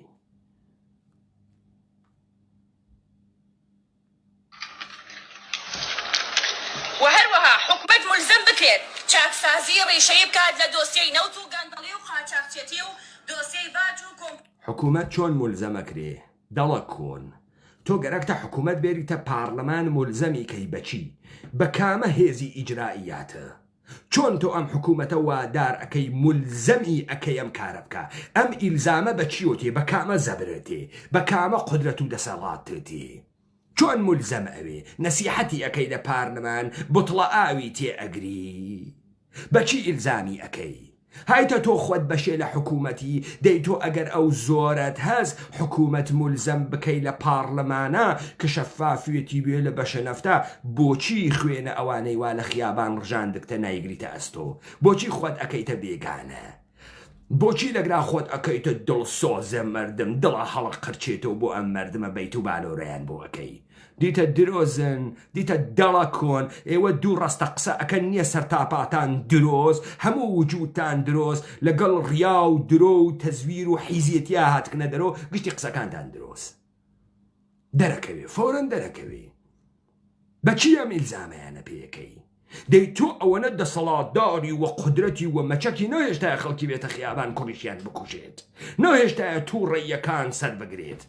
ها وێسیاگی تووڕێیەکان سەر بگرێ ئێستا گەرەکتە چی بکەی ئێستا گەرەکتە حاکیکەی بۆ خوات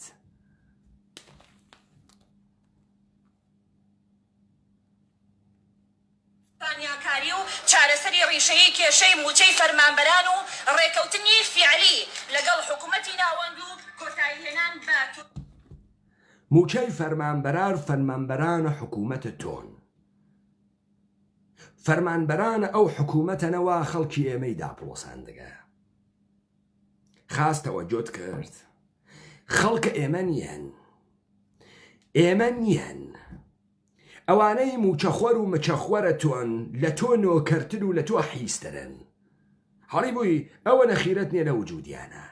بڕۆ ئەزانی دوێکە چیان کردگە دار و دەسەی ئاسایش و پێشمەرگەی یەکێتی دوێکە پێشمەرگەکانیان بانگ کردگە ئینزاریان کردگن کە بابیان پێداگن کە باب جاران سێوزەمینی پیشیاگ و پەتاتەی پیشیاگیان پێ ئەدان ئیستەوا ڕۆژی تەنگانەس کەبابیان پێ ئەدەن ئەوانیش ئەوەنە سووکن و دووشیش کەباب ئەکەونە گیانە ئەم مردمە بکوژن بۆ موچە ئەوە فەرمانبەرانە حیزە ئێوەن وانە شەقامە بارەگا ئەگرن و ئەی سووتێنن ئەوانە نە موچەخۆر و بەندیوارانان نە ئەوە خەڵکە کوردە بە عیزەت و بە کەرامەتەوە هەموو گیانی هاڕیاگە هەڵی بۆی موچەی فەرمانبەران بیگرە خەرجە خۆت و جلوبەرگ و سوورا و سپیاوی کە خۆتۆ دواناکەوێ موچەکەی تۆ فەرمانبەران ئەمماڵە ئەم حکوومەتەنەوە خەڵکی گەرەکێسی هەڵی تەکێنێ تۆ هەر گەرەکتە بێژی موچەی فەرماندەرانە دەی بڕۆوە شوێنە فەرماندەران تۆ گەرەکتە مردمێک هات کەسە دەرۆ ناو بنیتە سەرکردەوەکەی من نایەڵم ئێوە ناو بنێنە سەرکردەوەی ئێمە ئەوەی ئێمە ئەیکەین ڕاپەڕینە و بنیاد ئێوە لە بن و هەڵەتەکێنین تۆ گەرەکتە ئێمە بخەڵەتێنی فەرمانبەرە حیزە حاکمیەت تێتە دەرۆ ئینقلابەکە ئەو بە دیارە موچەکەی و ئیستەیشە حازرە بە بەلاش بڕوا ئیشکە نەوادا موچەکەی بفەوتێت ئەگەریش ماستاوچی نەوێت ئەگەریش بەچکە حیزبی نەوێت ئێژە وەڵا 20 میلیۆنم وا بەلای حکوومەت و ناوا پوڵەکەم بخوا با هەر بڕۆم ئیشی بۆ بکەم ئەترسی لە پارەکەی ئەترسی پس ئەوانەی تێنە ناو شەقام و ڕاپەڕین ئەکەن موچە خوەر و فەرمانبەر نین کاورای کاول تۆ گەرەکتە خەڵکە ئێمە وا پێ بکەی ئیستە گشتتان دوو سێ هەدەفتان هەست یەک ڕاپەڕین بکەن بە ناڕزایەتی دوو بێژن خەڵک لەبەر موچە و برسێتی هات کەسە دەرۆ لەبەر کەرامەت و لەبەر ئازادی و لەبەر اختیار و لەبەر کوردبوون و لەبەر هەبوونی عیزەت و نەهات کنەسە دەرۆ لەبەر ئەوەی کە تۆ داد خستگە ئەم فەزای سەرزەمینە و ئەمە ناتوانن هەست بە ئینسان بوون بکەن هەست بە بوون بکەن تەقیگنۆ ئەوە تۆ دیت ساڵانە بە سەدان و بە هەزاران ئەو سەرزەمینە بەجێتێڵن نەک لەبەر پارە لەبەر ئەوەی کە عیزەتیان نییە کەرامەتیان لەبەر ئەوەی کە هەست بە هاڕیاگی ئەکەن لەبەر ئەوەی کە هەزاران خوێڕی وەکو تۆ ئەوێنن لە سایەی حکوومەت جوولەکەی هەرێمتە بووگن بە پیاگ و تەپیان داگەسە سەر ئەم مردمە فەرمانە ئەم مردمە ئەوەن خۆیان وە خۆیان ئێژن جەنابێ سەرۆک گەورەم پارلەمانتار مشتی نادروسە وەکو تۆ هەڵی بووی ئەوانەوانە ناوە خیابانە بۆ موچە ناتکەیسە تۆ گەرەکتە ئادرسیان بەی وەڵا ئەمانەی هاتبنە دەرۆ خۆیان پیشانە دەن سم کۆڵانیە تێرنە دەرۆ خۆ پیشان دەرن ئەمانیشە کێن فەرمانبەرە حکوومەتن و موچەیان دوا کەوتگە نەوانیە وانیە تیژی دژی خۆ پیشاندەران پێنجەم داوا لە خۆ پیشاندەران دەکەین شێوازی ئاشتیانە بگرنە بەر بۆ داواکردنی مافەڕەوەکانیان وەک چۆن دەربڕینی تۆ خەیلێ غەڵەتە کرد تۆ خەیلێ بێجات کرد لە ئێمە داواکەی ئێمە ئەگەر حاڵیمانە و لە دنیای ئیمڕوا بووژین ئێمە ئەگەر خۆمان بە ئینسان و بە مەرد ئەزانین ئەگەر ئێمە پێمان وایە دیگنیتی و کەرامەتمان هەست ئیجازە نادەن ئەوەی تەحەدای ژیانمان ئەکا و تەحەدامان ئەکات تەحەدای ئینسان بوونمان ئەکات بوونی بوێت ماتەڵە ئەوە نییە تۆ بێژی ئاشتیانە چۆنە ڕەوا چۆنە ناڕەوا چۆنە تۆ کێمە تۆ خوای تۆ کێی تۆ حیزێکی تێ هەڵدریاگی بە هەموو شەهەوات و مەنافع و بەرژەوەندی تۆ بەسیاگی تۆ کێی بۆ من تەعینە تەکلیفەکەی تۆ کێی هەموو بیرە بێنەوە کاورای دەشتەکی دێهاتی بنە جوو وتم خەڵکە فەڕەنسە ئەگەر ئینقلابی کردوێت ماتەڵ نەوگە ئیجازە بگرێ لە لوئی 16 و پاشای بریتانیا ئینقلابی کرد و لوئی 16ی تۆپاند خەڵکە رووسیە ئەگەر ئینقلابی کردگە مەسەلەن خاندانە ڕۆمانۆفە تزار ڕووسی تۆپاند خەڵکە کوردەوار ئەگەر ئینقلاب ئەکا سەرە تۆ ئەگرێ پانیەکاتەوە هەڵی بووی لەگرا هیچ حرەجێ بەرمەردم نییە تۆ ئەم فەزاتە خوڵقاندگە ویستە مردم بکەی بە کۆیلە و مردم لەو جێگەوە ئیتر تااقەتی نەمانە ژێرە ئەم هاڕیانە ترازیاگە ماتەڵ نییە تۆ مەشروعیەتی پێبەیانە ئیستا تۆ گەرەکتە بە ئەسلحە بێتە خیابان ئیستا گەرەکتە مردم بیتە بەر فیشەک مردم داپڵۆسیێنی و لێ بدەی تۆ حەد چییە بەی لە مردم تۆ بە لە مردمیش دەسێ لێ ئەکاتەوە وات پێ بکا باوە دەوارە دۆمی نەکردوێت قوشبن نەوێ خۆتی تیابشاری تۆ کونە مشکە لێ بوێت تۆ قەیسەری تۆ فکرەکەی ئەتوانی دەرچی بێتەم قوشبنانی دنیا قوشبن بە قوشبنی ئەم دنیا پڕە لە کوردی ئاوارە با بزانی لەناوە تەختەخاوەکە تا دەرت تێرین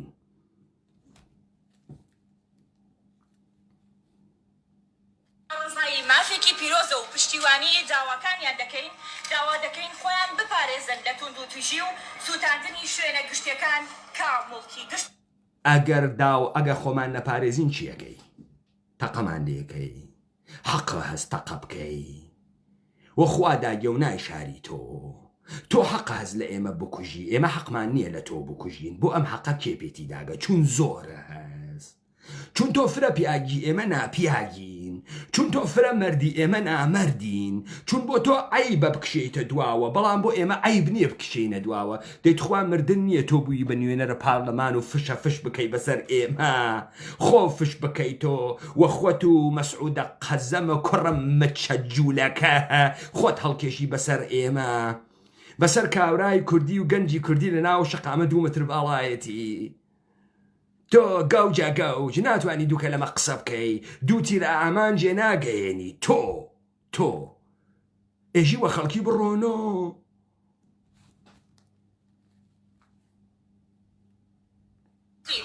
جەماوەری دڵسۆزی کوردستان بەڵێنتان بۆ دووپات دەکەینەوە هەمیشە پشت جەماوەری دڵسۆز یانە چی؟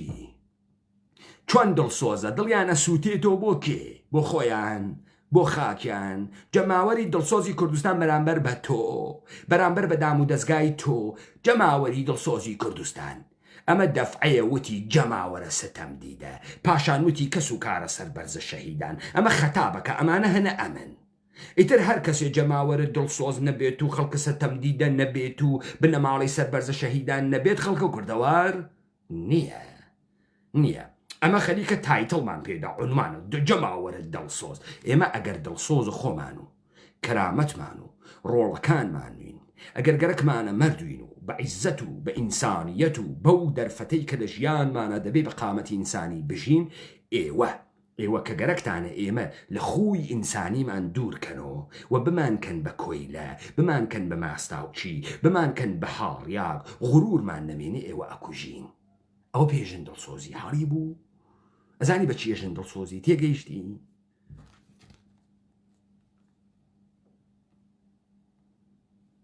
یوان دەبین بۆ جێبەجێکردنی داخوازیەکانتان و هەموو ڕێکارێکی پەرلەمانی لەم پێناوەدا دەگرینە بەر بڕیارماندا بەمانگرتن لە پەرلەمانی کوردستان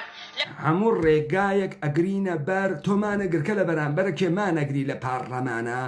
کوڕی بێرە ناوە شەقام بەرد بتەقێنە بێ بەرد بتقمان ئەگری دانیشی بەستەنیشی شێوەی ئیعترازات بۆ مەردەمە ئێمە دروسەکەی مەردەمی ئێمە عادەتی کردگە هەر کە پەلاماریدا با لە میرە ئەسڵحەکەی بیتۆپێنێ شێوەی ئیعترازاتە ئوروپایی و جوولەکە کریسیان بە دەردە ئێمە ناخوا تۆت بەس دانیشتیتە ناوە پارلەمان بۆ کێ تۆ فرە ناڕەحەتی ناعەداڵەتیە لە سەرزەمینە ئێمە تۆ ئەگەر ناڕەحەت وایە خۆت ئەتزانی شایستەی ئەو کورسینیەی تێیا دانیشتگی بێ با ئیمتحانێکە بکەم بزانم تۆ هەر ئەتوانی قسە بکەی هەر ئەزانی قسە بکەی تۆ چۆن بگیتۆ نوێنەرە پارلەمان تۆ چی ئەزانی لە ئەخلاق لە تاریخ لە فەلسەفە لە مەردم ناسی لە کۆمەڵ ناسی چی ئەزانی لە کورد تۆ چی ئەزانی لە مەبنای ئستراتژی چی ئەزانیت چۆن بگیتۆ نوێنەرە پارلەمان حیز مانمان گرتگە مان هەموو شتێ ئەگرینە بەر ئەی بۆ تایسەنەتان گرتووە بەر ئێستا گەرەکتانە خەڵکی ئاشکەنەوە لاوە خۆ حەڵی ناگرێت و پیاکە فرە پێیە خراوێکە خۆمان لێ ئەدەین و قەینا ڕۆڵێکیان و بڕۆ بۆ لای و بوو ئەخوا و غەڵەتەکە لێدەدا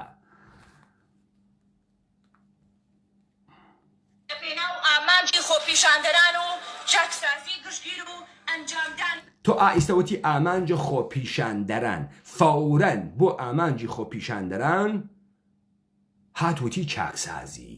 تەوەجۆتان کرد یعنی کردەوەکە کریاگە تووڕێیەکان یەکی گرتگە ئومەتی کوردی ڕاپەڕیگە ئەم تێپێ ئێژە خوا پیشاندەر فەورەنیش وتی ئامانجە خۆ پیشاندەر چێخۆ کەس قسە ناکە قەس قسە ناکە گشتی گەلەکێ بێتۆ نوێنەر ئەم دەڵە کۆنە ئیستا وتی ئەمانەی هاتگنە ناو شەقامچێ چاکسازی گشتی بۆ چاکسازی دەی من هاتمە دەرەوە پێلەقەم خوارد و دەسم بە یەخەی تۆ گرت و کوڕەکەم کوژیا و خوێنم لێ هات و ئیتر بۆ بێڵم تۆ بمێنەی تۆ ئەی بۆ خۆم ناڕۆم لەوێ دانیشم ئیتر بۆ تۆ دانیشید ئامانجی چاکسازی گشتی تۆ سێرە ئەمە بکە قسە خاتت دەمە ئێمە ئامانجە ڕاپەڕیوان هەڵتەکاندنە حکوومەتە فاسدە هەرێمە وەلێو دوا پەلاماردانت بەغاس با بزانی بەغاش تێتە مشتمان و تێتە بەردەسمان و با بزانیت دانیشتنی پەرلەمان لە پشتیوانی کردنی ناڕەزاییەکان بەردەوام دەبین تا ئەو کاتەی ئاسۆیەکی ڕاستەقینە بۆ چارەسەر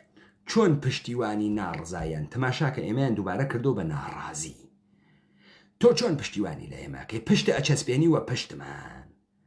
تۆ چۆن پشتیوانیەکەی مان ئەگری تێ قسە ئەخەیتە دەممان خاڵە یەک و خاڵە دوو دەوڵەتە کێشینە ناوە پاڕلەمان و چۆن ئەیکە ئەمە حیزە نادروست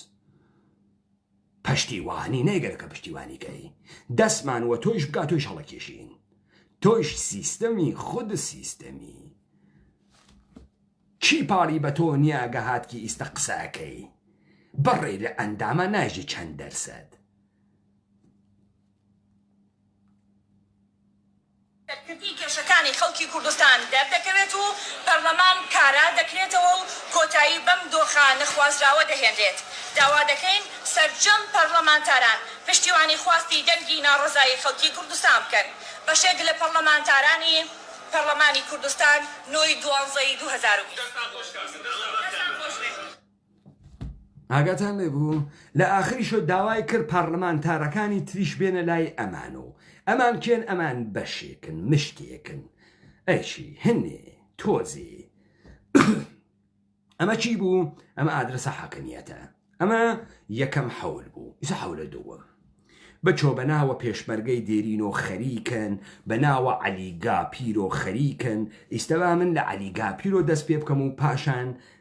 ئەوانەی کە بەخۆیان ئێژن دەنگە ناڕازی دابڕاوانە کۆنە گۆڕان ئاغایە عەلیگاپیر هەر پێویست ناکامەتنەکەی بخوێنەوە بەڵام با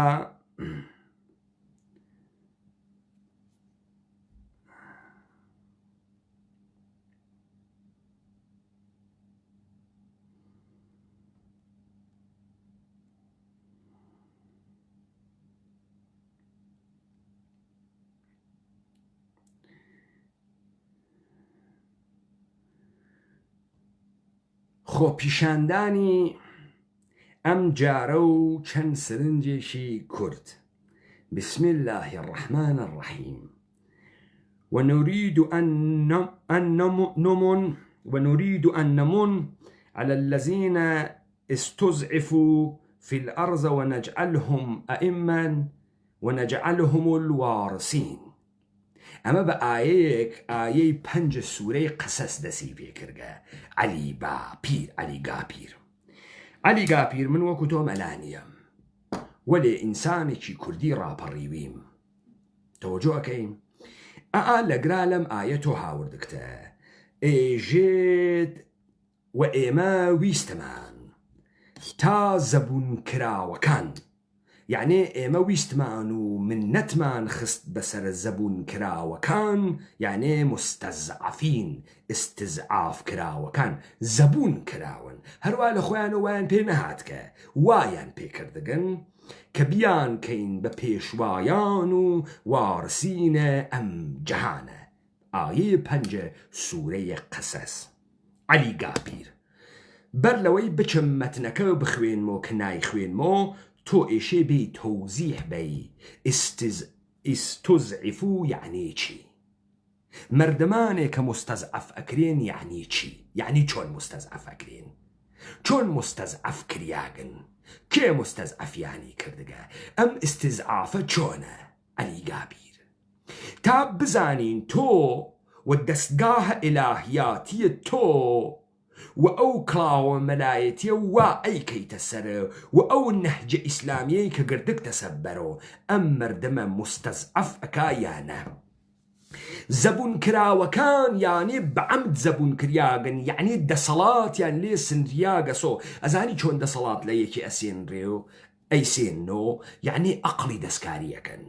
يعني جوجي أكن يعني درو أخنا ناوي مشكي يعني أم إنسانة همو شتيك همو كرستيك هيزي بإدا لأقلو لبير كردنوو لدنجي غراو لهبوني كسوكارو لهبوني كرستو بولو أوانا هر همو يعني تولي سندقة بچي مثلا بويك انحسارات لكوملغا دروس كرغا أمنات واني بازرگاني كانان بخوا بولي بيت مثلا بەوەی کە تۆ هەموو چەکە لە دەست خۆت گرتگە و نایاڵی گشت کەسێ چەکی بوێت مثلا ئەوەی کە تۆ یاسا دائەنیت و ئەڵێی هەر کەسێ بە ئەندازەی ئەم یاسا سەر و خوار نەکا مستەزعەفی ئەەکەی استزعافی پێ ئەدەی مثلا ئەوەی کە تۆ خۆت ئێژی من مەلام و حکم ئەدەی لەسەر شەریعەتێک کە تۆ ئێژی چی حەلالە چی حرامە تۆ لەگرا مردم مستەزعەف ئەەکەی و بۆ خۆت دەسەڵات دروست ئەەکەی و خۆت ئەەکەی بە دانسقە و لە خەڵکی فاسڵە ئەگری تۆ ئێژێ بێ عەلی گاپیر بێژی چی استزعاف دروس أكا مستزعف چون دروس أكريت هر لدير أولا أو آيوا فرد داقو نوساكتو درچوجي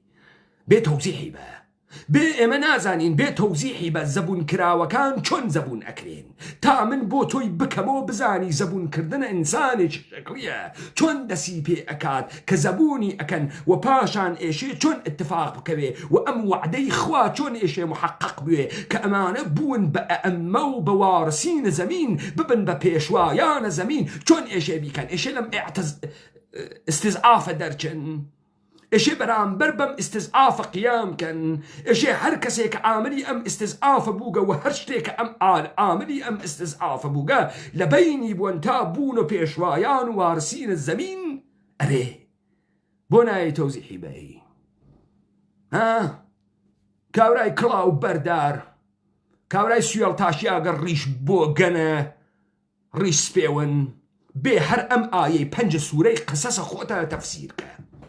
ولي إشي لسر استزعاف بويسيها خاص توزيحي بي بزانين أمريكا أم مردمي إيه مبرو استزعاف أواتشيا ياساي مدنية شريعة إسلامية نظام السلطي جودو كريستيانيتيا چمك بارلمانو ياساو ارتشا چيا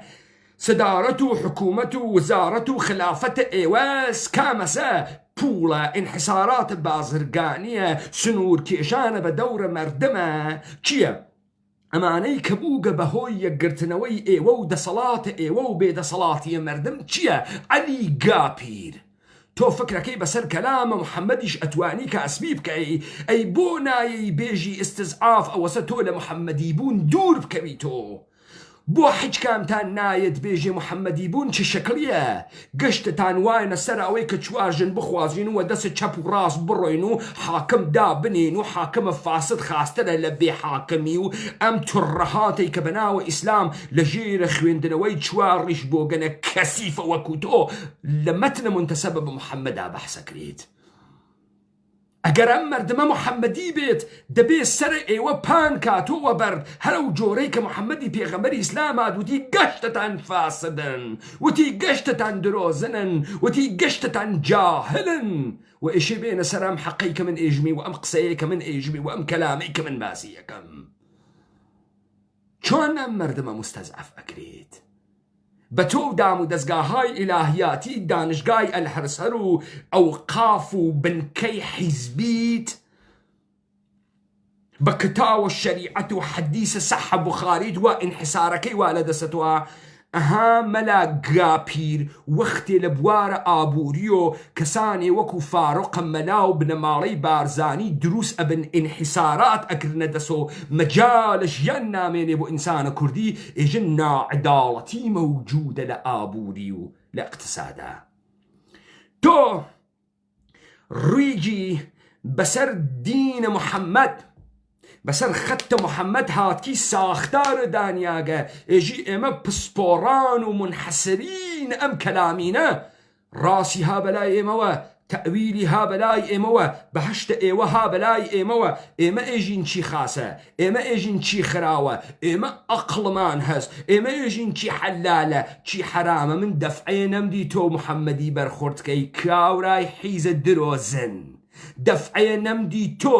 سنەتە پێغەمبەرە ئیسلام ئەوە نەبووە پێی ڕاست بڕواتە توالت و چوار ژن بخوازێ کە ئاورای ڕیش بۆ گەنە سوێڵ تاش یاگە ڕیش ڕشکن سنەتی ئەوەوە لە بەرامبەر زوڵم و فەسادا قیامی کرد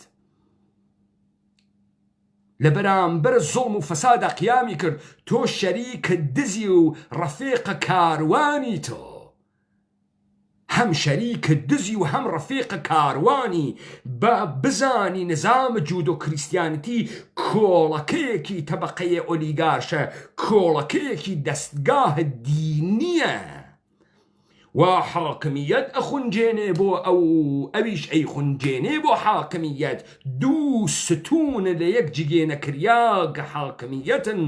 دەرەنجام زوڵم و قەتیسماوی و استزعاف ئومەتە کوردی وجود ئێوەس نادروسە بێشەرەف تۆ خۆت بەشداری لە حکوومەتە هەرێم تۆ خۆت بەشداری لە ساختار عێراق تۆ خۆت هاوکار دەستگاه جودۆ کریسیانەتیت تۆ هاتی جیهان کوردی و ئینسان کوردیت نابود کرد تۆ هاتی ناموس کوردیت نابود کرد ئێوە خروجیەکانە مەولانا خالد نەقشبەندی و سەید جەمال الدین ئەسەدابادی جوولەکەی ئانوسی و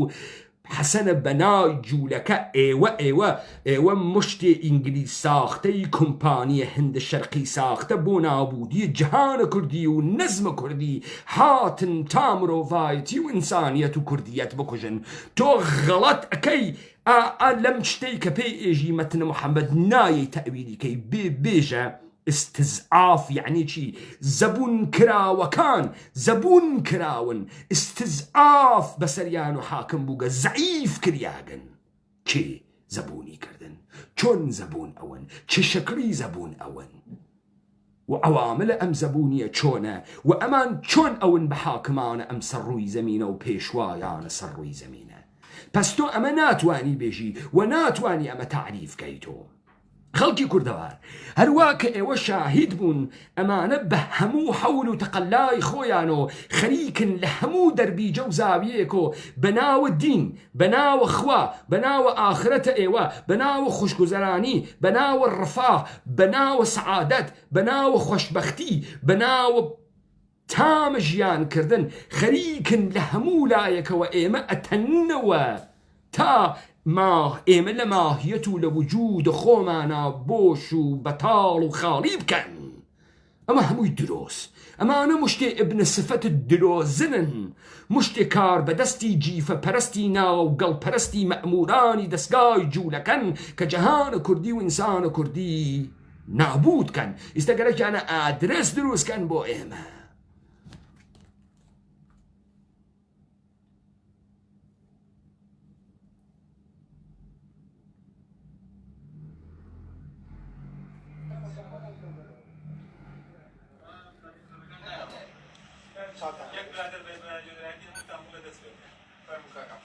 ئەمیش کۆنە ئەندامە پارلەمانە گۆڕانە ئەم کارە چووگە مەوجێ سوورە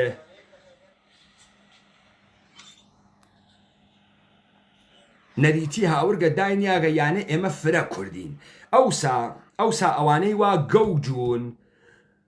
مشکێکی فرە زلیانە کرد و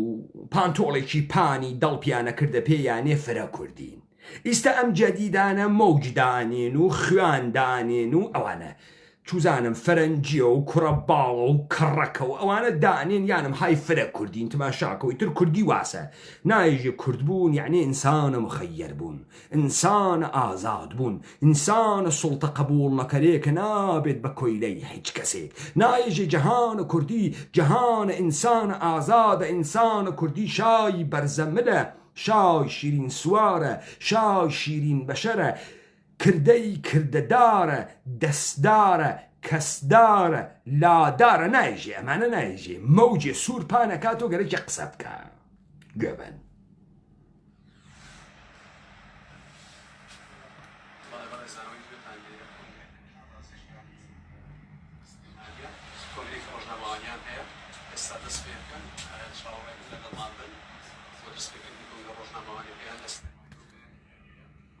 لەبەرەوەی کاتەکە زۆر درێژ بوو ئەمانە بە خۆیان ئێژە نەمە کۆنە پارلەمانتاری گۆڕانە ئەم تێ هەڵدریاکە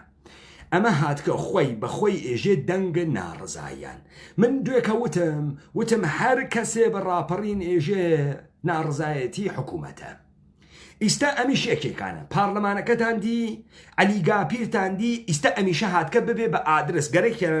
گەرەکیانە ڕاپەڕین حەکەن بیکەن بە خۆ پیشاندان بیکەن بە ناڕازیان و خۆ پیشاندەر ئیستا ئەمە هاتکە 4-5 نەفەر سەرزل و حیزە وەکو خۆی کۆکردگەسۆ لە دەوری یەکتریە کۆنفرانسە ڕۆژنامەوانی ئەدا وەڵا ئێمە کەین ئێمە دەنگە ناڕزایانی تۆ غەڵەت کرد دەنگە ناڕزایین تۆ کێ پێتی داگام دەنگە تۆ با بزانیم شەرعیەتت لە حەقیقەتە کەلام تۆ ئەگری ئیستا پەیمانە حەیدەری وەختێ خەریکە لە شەقام و قسەکە لە ڕاپەڕین و قسەکە کەلامی قرچەی ئاگری لێتێت هەر وەکو ئەو بەردانەوە ئەو ڕۆڵانە ئیتەقێنن هەر وەکو ئەو شەقاتانەی وا ئەینێن بەدام و دەستگاکانۆ کەلامی ئاگری لێ هەڵەسێ کوا کەلامی ئاگرینی تۆ سەلام عەلەیکم بە ناوی دەنگی ناڕزایانەوە تۆ خەیلێ غەڵەتە کرد بە خەڵکی ڕاپەڕی و ئێژی ناڕازی تۆ خەیلێ بێجات کرد خۆتە کرد بە نوێنەریان و خۆتە کردگە بە دەنگیان گەرەکتە چی بکەی خەریکە ئێژێت بەیانی کۆ ببنەوە فەرمان بەران موچە خۆران وا موچەتان نەخواردگە بێن ڕێپێوان بکەین تکا ئەکەین لە مەلا بێشەرەفەکان ئەوقاف بەیانی بەشکم لە کونجە قەباکەیان و بە خەڵکی بێژن بێنە خۆ پیشاندان خەڵکە کوردەوار گوێ بگرن بەیانی هەر مشەخۆرێکی حیزی دەستگای حکوومەت گەرەکێ بێت ئاو بکا بە ئاگرەکە بە ناوە ڕێپێوانە هێمنانە دەربڕینە ناڕزایەتی و خۆپیشاندان ئەوە کردەوەی حاکمیەتە زانی وەسەچی ئێوە دیکتانە حکوومەتە ئێرانی وەختی خەڵک تێتە ناو شەقام تەزاهورات ئەکا ئەویش لەولاوە یارەکانە خۆی ئەهەنێرێ ئەمان ئێژن بڕۆخێ عەلی خامنەئی ئەوان ئێژن یا عەلی دوو خۆ پیشاندەر ئەدەن لە یەکتری ئیستا ئەمان شێعەی ئیدئۆلۆژیکی نیە حکوومەتەکەیان تێن حیزە تێ هەڵدریاگە وا تێرن خەڵک ڕاپەڕی وانە شەقامە ئەمانیش ئیدەیە حیز و چڵقاوخۆر و مشەخوەر ڕێپێوان و خۆپیشاندان ئەکەن لە بەرامبەرە ئەمە خەڵکە کوردەوار بەن لەم خۆپیشاندەرانە بەن لێیان ئەمانە عاملە دەست جوولەکەن ئەمانە دەوڵەتە کۆرپۆریشنین ئەمانە نۆکەر و مشەخوەرە حکوومەت و حاکمیەتە هەرێمن ئاگاتان لێیە ئەمە هەمان تەزاهوراتە عەلیە خامنەئیە لە بەرامبەر تەزاهوراتە مردمە معتەرزە ئەمە گەرەکیانە حەقیقەن تاکتیکەکان گشتیان ئیسرائیلین تاکتیکەکانە جمهوری ئیسلامین وەکاریەوەن ئێمە فرە ئاشناین بەمانە ئاگاتان لێبێ هەر بێشەرەفی هات وتی حکوومەتە هەرێم گەندەڵە و چاکسازیگەرەکە و قسەی حکوومەتە هەرێمەکە حکوومەتە هەرێم ئەبێ هەڵتەکێت و هەڵی ئەتەکێنین ئەم بنیانە جوولەکەی کورتخەسێنە هەڵی ئەتەکێنین و نابودی ئەەکەین هەر کەسێ کەمتر لەمە قسەی کرد وابەستە بە حاکمیەت و حکوومەتە وهاتکە خوێنە ئەم مردمە و کەرامەتە ئەم مردمە و عیزەتە ئەم مردمە و ئەم خەڵکە بە فیڕۆ بدات بابزانن لای ئێوە خۆش